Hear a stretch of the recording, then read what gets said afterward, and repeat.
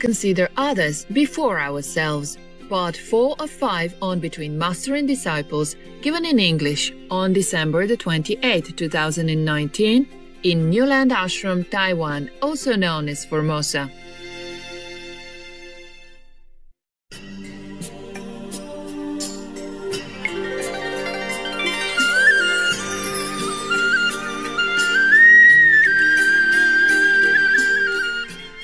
Don't snatch the blessed food from the elderly. Please, I saw that. I was disappointed. I gave it to her, and I announced on microphone it's for the older, elderly, okay? And then when she took it, you tried to share it. She didn't say you could. At least you asked, can I, Grandma, can I take some of your, the Master blessed food? You just took it like that, huh? That's stealing. 5 precepts, okay? Stealing. Somebody did not agree, or you did not ask, okay? At least you asked, and they say, okay, then you take. Long time ago, there was one master, a Zen monk or something, somewhere, or some master somewhere, I forgot. Live in a small temple. And then the thief broke in, and stole many things, took everything, the silverware or some things that were put on the altar for offering to the Buddha. He took them and went out. And then the master said, hey, you come back here. You forgot to thank me. So the thief said, okay, thank you then. Next day, the police caught the thief. And they saw all the silverware and precious things from the temple, and they called the monk to come and say, we're going to jail this thief because he stole something from your temple. Can you identify whether or not these things belong to your temple? We thought they belong to you. So the master said, no, he didn't commit any theft. I gave them to him, and he even thanked me. So let him go. You can return the things to me, or he can keep them because I gave them to him. He said thank you. He thanked me. So the police cannot do anything. If you have to take something, if you really have to die for the blessed food, at least thank the lady or ask her first. I read some sutras for you, just for the benefit of the world. I didn't steal anything, but even then I say thanks. I thanked all the, translators, all the saints and the lay persons who had taken time to write these books down so that I can read to you, remember? Yes. I thanked them and I gave a donation. Okay? Yeah.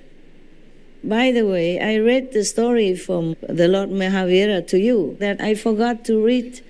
And just a few days ago, I incidentally saw in the front, they say it's forbidden to transmit in any form. I did not really know that. I did not see that part. I was just so eager to show you some teaching, to some examples, and I did not really read that part.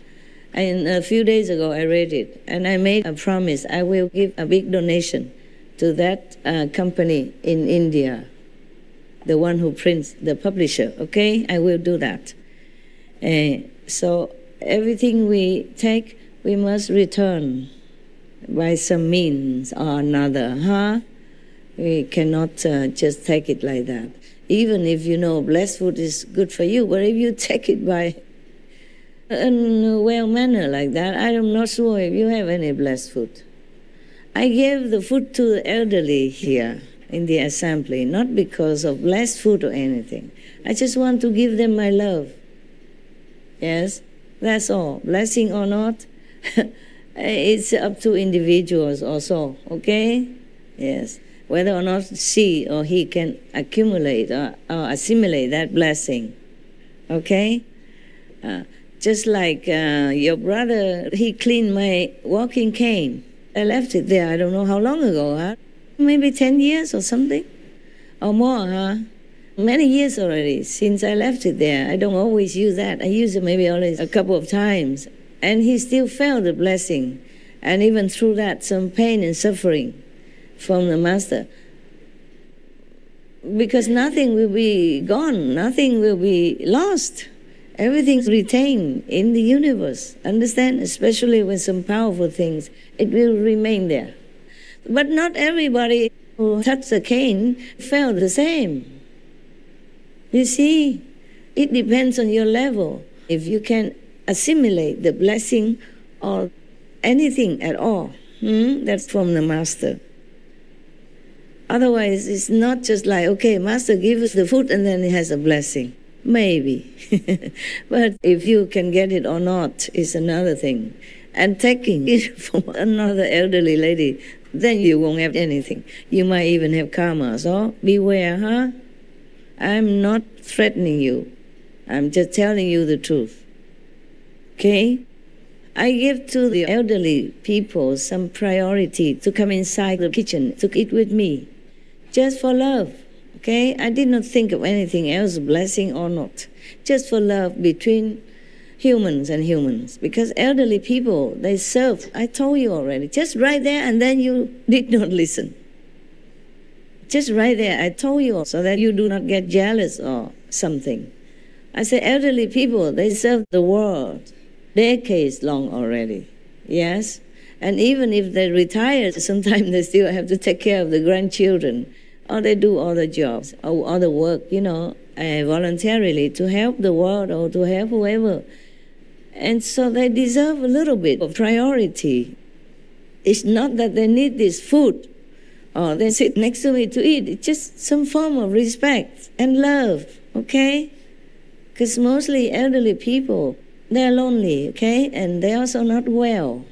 Any form of love is very, very necessary, okay? So if you love your parents, you love your elderly neighbors, you should, okay? Now and then, pop in, say hello, give them some little things. They don't really need anything from you, but any little thing, a love, a hug from you, they feel very, very comforted, huh? And they serve their country, their family, their whole life already. So their time is very limited now. So I give them priority. It doesn't mean I discriminate. Or you think because I'm old, so I treat the old people better? Huh? Do you think like that? No, of course not. When I was even younger, or in SMC, I also invited sometimes elderly people when we had time. I invited the elderly people from China or maybe from Vietnam, some difficult countries, some countries, citizens that find it difficult to get visa to come. I invited them, especially the elderly, because they don't have a lot of chances like younger people. Of course, some people die young, that's for sure. But mostly it's the elderly who will have less chance, you see, because I don't know if tomorrow or next week or next month, next year, they will be able to come again due to their age. Yeah? So I gave them priority. And you should understand that. You should know that, even without me teaching you. Don't make me disappointed, huh? Make me proud. And make yourself proud. And make other people feel happy. That's our duty, okay? Unless they do anything wrong, you should make them happy. Or at least don't make them sad. Okay, huh? Especially the elderly, huh? Not because you want marriage or anything like that. Please cast that thing out of your mind. Okay? Cast the blessing food, blessing power, or benefit to yourself in any way. Cast all that out of your mind. You have to be unconditional all the time. All the time. That's the only way you should live your life. That's the only way that can help you to elevate spiritually even. Huh? Okay? Oh my God. And yesterday I invited some... Okay, go ahead.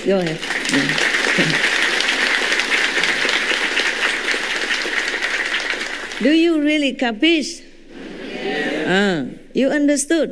Yes. Really, yeah? Yes. Don't let me catch that scenery again, okay? Yeah. Because that is below your dignity, no matter what, okay? Even if Almighty God comes here and gives this guy something, you don't come and snatch it. Okay? It's for him. Got that? Just like some people, they are rich because of their merit. They have earned it somehow. And maybe they have done some good things in former life, offering to the Buddha, the Sangha, or the good practitioners, or monks and nuns, whatever, yeah? Then they are rich in this lifetime. You don't envy, okay? You don't wish that they give you something. Wish nothing. Whatever you have, that's what you have. Okay? Like you see, Sankabir, he was poor, but when his true seekers came, he even wanted to sell his wife for some chapatis to treat his guests. I'm not encouraging you to do the same. No, it's not like that. What I mean is learn from example.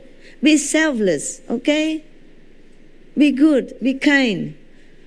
Otherwise, I will not be proud to have such disciples around me who just think of themselves, no matter what, okay? That is not cool, not cool. That's not the way I teach, or any other masters or teachers teach. Yesterday, I invited some SMTV people who are like long-term workers, some in the house and some from abroad. But they even come here, they meditate as much as they can, but they must also do some work.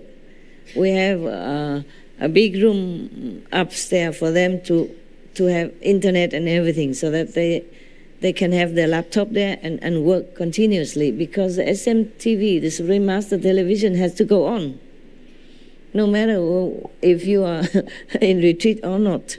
And that is their goodness, their sacrifice, and I appreciate that. So of course I have to say hello to them and say a few words of appreciation, no?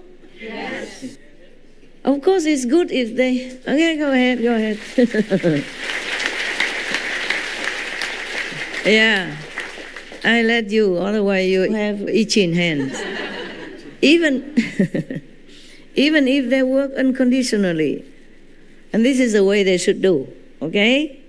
But I also want to say my appreciation, yeah? And eat just a meal with them. It's not much. No, of course they don't need to eat with me. They can eat outside everywhere like everybody. Just now and then I treat them good. And other SMTV maybe only host once every 3 years. Only come and give me the card. Master, SMTV, me. I want to go up. Everybody is a SMTV worker. I'm telling you the truth, okay? Because they go out, they spread the veganism, which is our SMTV, motive, and ideal, and master's ideal, okay? And they go out, they help others. You like to clap, huh? Sitting too long, huh? Okay. Yeah, so I don't see anyone here or at home who is not a Supreme Master Television worker. I see all of you as Supreme Master Television workers, just in different form, okay? So don't come and try to squeeze yourself up to the upper level. If it's your karma, if it's your merit, you would be invited one way or another, or somehow Master will notice you, and if not, you have good experience, you feel good working unconditionally for the world. That should be your pride, not to go and eat with me. Got that? Yes.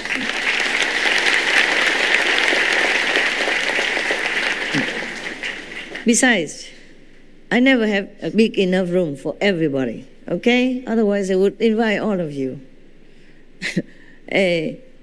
Just a smaller group is more intimate, so I can talk to them and make them feel a little happy. They've been working all these years, and normally you don't even know who they are, and I did not even know who they are. So now and then, I just want to say thank you. And you guys have to even make me feel guilty. Stand in front of the door, showing me all the SMTV cards, and wanting to go up.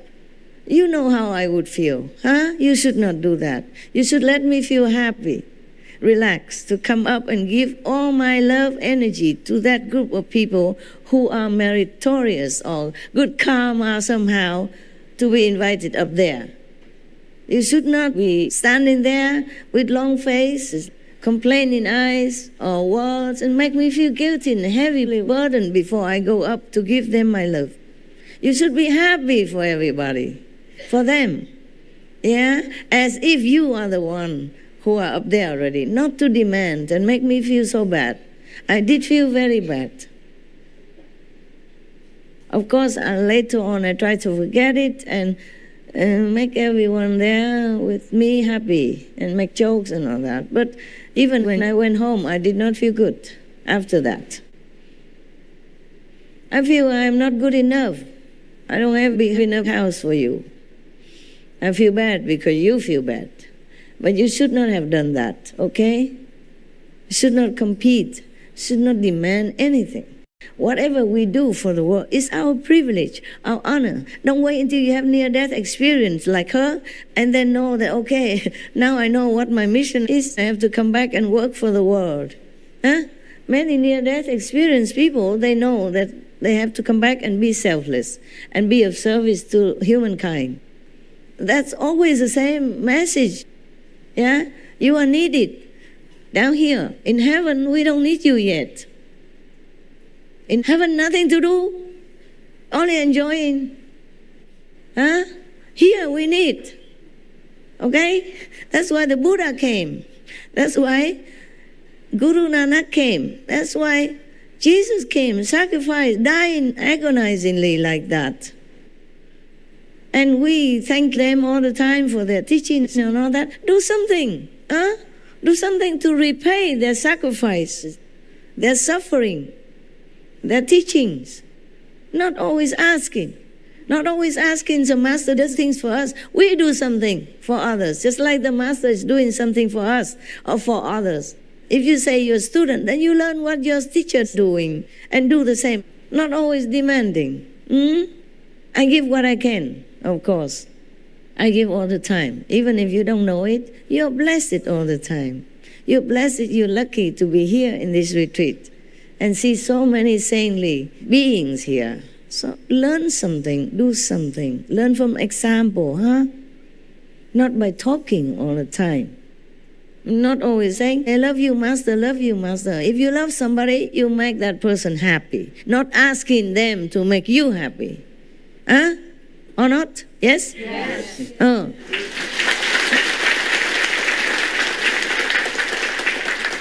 Make me proud, okay? If you are supposed to be invited, you will be invited. Just accept whatever your lot, okay, huh? Yeah. Of course, when you have a reason, you can complain. But if it's all clear, already told to you, that party last night was only for those who are continuously working even here, then you know already you are not in that category. Then you should not be staging a demonstration right in front of the temple, making me feel guilty like that. Is it right? Yes or no? No. No. It's not my disciples' behavior, okay? And that put me off also, yeah? So what kind of disciples are like that? I had just told everybody to be selfless and then behaving like that. And I have just told right there that we have to respect the elderly. That's why I give them special food from my table or from, my kitchen there, personally. That's also an example for you to learn, to give. But then you do the opposite. You did the opposite. You take. That's not cool. Okay, huh? The Master came out and served people. And you, there, grabbing it from them. That is the opposite direction, huh? You should be ashamed and repent and don't ever do that again. Always others before us. Of course, that doesn't mean that it makes you better or feel good. Not always.